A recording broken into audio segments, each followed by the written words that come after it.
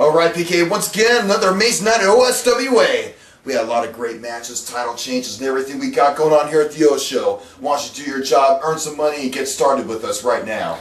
Well, Joe, you know, it was August 17th. Will be one we'll never forget. I'll tell you, I was interviewing Sushi Roll. We've just started a new tradition here in the OSWA.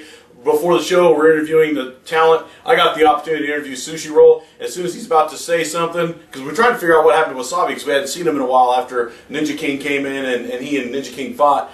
Well, you know, I was getting ready to interview Sushi Roll. All of a sudden, Ninja King comes in. I didn't like it because Sushi Roll's only about, you know, this big. Right. And so, you know, he tells me, don't worry, I've got this handled. He kind of signals to me that. So I step to the side. Ninja King comes in. I go, hey, Ninja King, what do you have to say?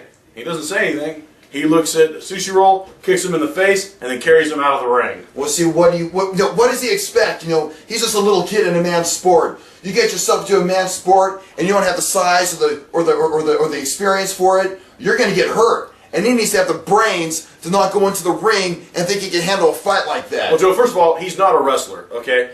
He's more like an assistant, a helper, a mascot. You know, he's not a wrestler, and so for him to do that, for Ninja King to kick him like that, was just totally uncalled for. And then, you know, of course, you know, we had White Trash come out, and they had their little spot with Clint Eller, and what happened? Well, guess what, everybody? We had the best of the best come on in. That was the show, the stable of champions. And they came in, and they cleaned house as they usually do. Yep, Joe, and so, you know, with that, unfortunately, we did have one of our talent get injured. I'd like to see if Cody Fairview's got a few minutes that he can talk to us. Absolutely, Cody. Come on in. Let's see what we got here. Cody, you came in to have an interview with Clint Eller, and then the show came in. Started cleaning house. What happened? Well, first of all, I'm better than the show. Second off, I went out there to talk about how I was already injured. Doctors put me out tonight. But behold, the show wants to interrupt it. And jumped me and Jimmy, zip tied him to the corner. Then what happened? They want to put my arm in a chair. Okay. Well, then let me ask you. Chad Silva tries to come out and help you, but once again, the show winds up on top. What do you see in the future for you? Well, now then, hold on, Joe. You got to admit there was one thing. The show, as soon as Chad Silva comes in, the whole show leaves. He's over there trying to help get Jimmy Lee free because, you know, security chains tied him there to the rope, probably because he thought he had a quart of iced tea in his pocket or something like that. Maybe a Big Mac or something like that, and he was trying to rob it from him. But anyway, so he ties him down to the ring, and so, you know, Chad Silva goes over there to help free him up, and that's when they attack from behind in true show fashion.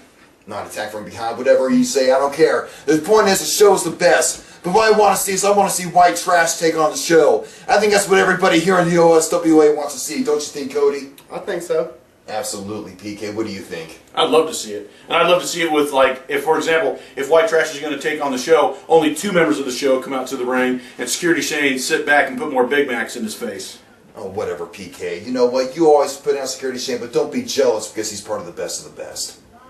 No, they're not the best. Because they got to jump everybody. You know, we got our manager. We won their contract for Child's Butler, for my mistake, you know. So, I think sometime in the future we say a 3-on-3, me, Jimmy Lee, Chad Flanagan, against Rod, Hollywood, and Shane. I think that might be a good match. That would be something I would love to see. I would pay twice the amount to see that, PK. Man, I'll tell you something, guys. That would be an amazing matchup, and I'd be telling everybody all over my neighborhood, everybody, to come watch that match, because that would be the match of the year. That's what I say. Well, Cody, we appreciate you coming in. I'm sorry you got to live next door to him in your trailer park, but don't worry, he can be a good neighbor when he's on his medication. Oh, will you stop, PK? Cookout, I just throw him back out. It's all right. I'll see you Hey, guys. get well, champ. I will. Thank you. Well, then, Joe, then after that, after the promo, we had our first match, Cody McCully versus Keith Cage. Absolutely, PK. And once again, we had to prove it.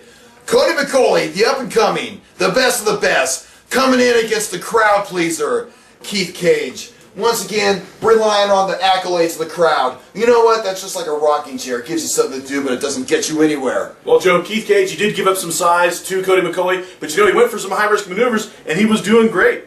Until, you know, he brought everything to the ring until Cody won by putting his feet up on the ropes for leverage to pin him. And that was the only way he was probably going to win. Wait, I didn't see that. I don't know what you're talking about. The point is... Hey, Joe, it happened on our side of the ring, and you didn't see that? I was too busy watching Cody McCully win. I think you're too busy trying to look through your dark sunglasses into the ring. Oh, will you shut up, PK? I'll tell you something right now. He's a future Ultimate Champion. Everybody knows it. Everybody sitting down there knows it. And don't you forget it. So, Joe, if he's the best of the best, then isn't the show also the best of the best? You tend to throw that title around pretty much. Because, whoever I cheer for is the best. It doesn't matter.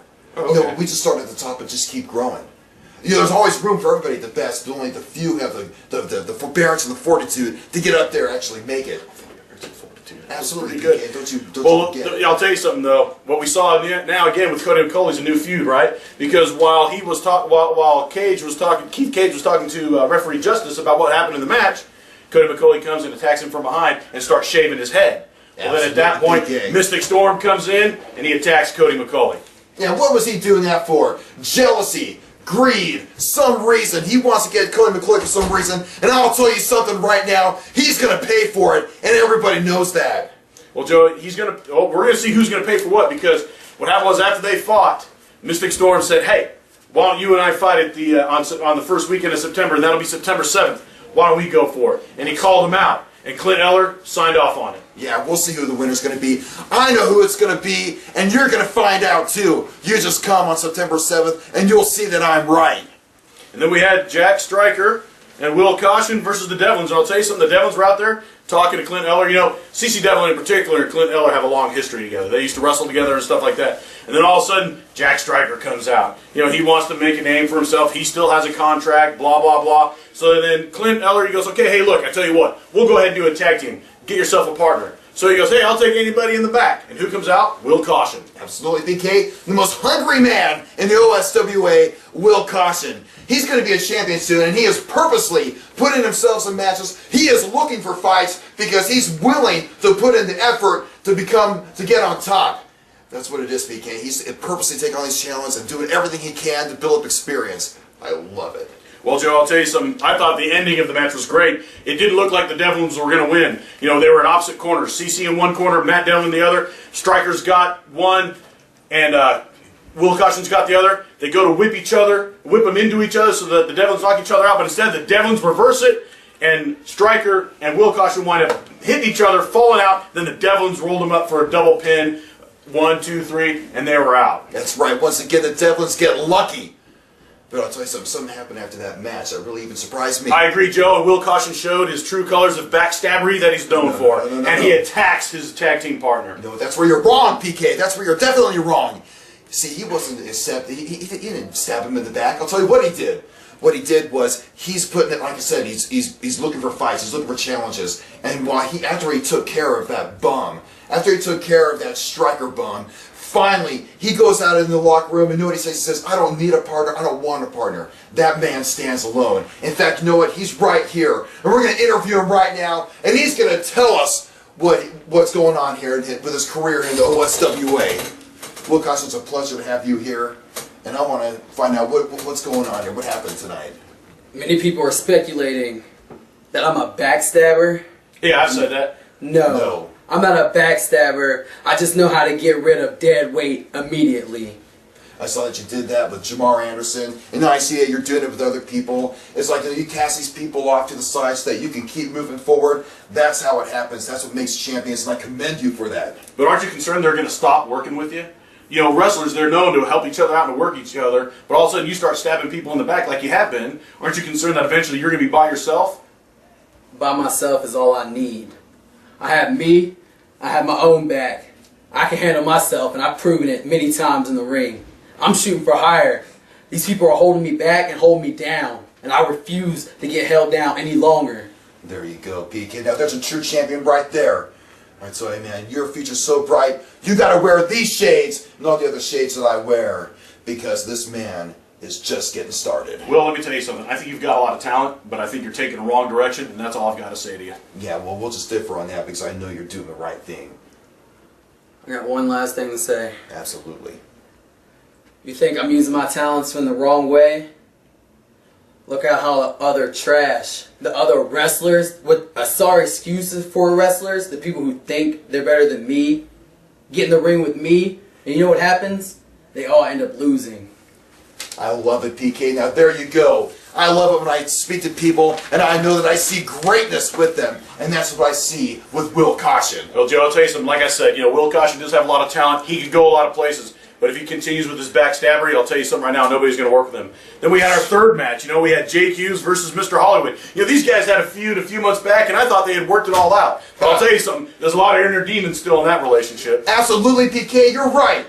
Jake Hughes, the master of greed, the master of jealousy. He wants to be the best of the best, and he's just mad because he can't be with the show because he doesn't have what it takes to be in the show. Joe, he has what it takes to be in the show. He just doesn't want to be part of the stable that's going to go out there and cheat, just like what happened tonight. Hughes started getting over on Hollywood after the show's involvement. And so all of a sudden, Zach Blaine, the track star, he gets up on the ring apron. And so the ref goes over there and says, hey, you need to get off. And at the same time, Rod Bolt comes up. And Jake, this is where he made his mistake. He was distracted by Rod Bolt. He goes over to Rod Bolt. They kind of start looking at each other. Rod Bolt does a snap where he snaps his head and neck off Jake Hughes' head and neck off the top ropes. Jake stumbles back, and Hollywood's able to roll him up for the pin. Once again, another great victory for the great show. And I'll tell you what, that's Jake Hughes' problem. You know what, I'll tell you something, the stable that works together wins together. You can't argue with that. And Jake just let his guard down, and that's his freshman error. But Joe, when you're winning like that, eventually it's going to come back to bite you. And eventually the show's going to do it to enough people where they're going to come back and they're going to find a lot of people trying to fight them at the same time. I'll tell you something, we're going to find out. Because when they got plenty of gold in their corner, you're going to see that nobody even stands up or compares to them in any way whatsoever, and don't you forget it. I'll tell you something, Joe. Then we had Rod Bolt versus McFly. I'll tell you something this much. The show definitely was in all the action tonight. Absolutely. I loved this. And Joe, remember we interviewed McFly last time he was here, and he said that he came back from the future just to face Mr. Hollywood. And he saw that having to get through Rod Bolt was one step in getting towards his goal. Absolutely, PK. Right you are. And so what happened here? He flips off the top rope, does some sort of fancy schmancy moves, and he manages to get a lucky win. Okay, Joe, let's go back. Let's go back. First, the show did interfere. The referee, Frog at the time, he sees that and he tells them, get out. And then Rod Bolt did get him in the sleeper, and it wasn't looking good for McFly. It really wasn't. And then all of a sudden, McFly, he stumbles towards the corner with the sleeper hold on him. He starts climbing up the ropes, does a flip, and is able to pin Bolt's shoulders against the mat while the sleeper hold was still applied to get the win. And Joe, if that ain't the move of a true champion, I don't know what is. I'll put it this way, in the immortal words of Tom Petty, even the losers get lucky sometime. Yeah, so there you go. Immortal words of Tom Petty. I like that. Hey Joe, good job with the big words today, bro. I'll tell you. Big words. I don't know what you're talking Huge about. words. Then we had Mystic Storm versus Zach Blaine. And of course, once again, the show comes out because they can never come out just by themselves. They have to bring their whole entourage. And Security Shane, he choked Mystic Storm against the ropes. Mystic, after that, though, they went back and forth. Mystic started to get some of the momentum going. And in the match, when then all of a sudden, guess who comes in? Cody McCully from behind. He had even hit Zach Blaine with his finishing maneuver, the Eye of the Storm. Cody McCully comes in, he attacks him. Mystic Storm does get the win, but unfortunately, due to the disqualification, the track star Zach Blaine is still our corporate champion. Well, no. See, you got to remember one thing. He is not the track star. He is the champion. And that's what I'm going to say from now on. Not a track star. He's a champion. And don't you forget it. Get it through your simple mind. He is the best of the best because he's part of the show. And I'll tell you something right now. He talked to Cody McCully and said, don't ever get involved in my matches games. He knew he was going to win. But hey, like you said, win, lose, or draw, he's still left the champion. He's still left with the championship, so therefore, to me, he is still the winner.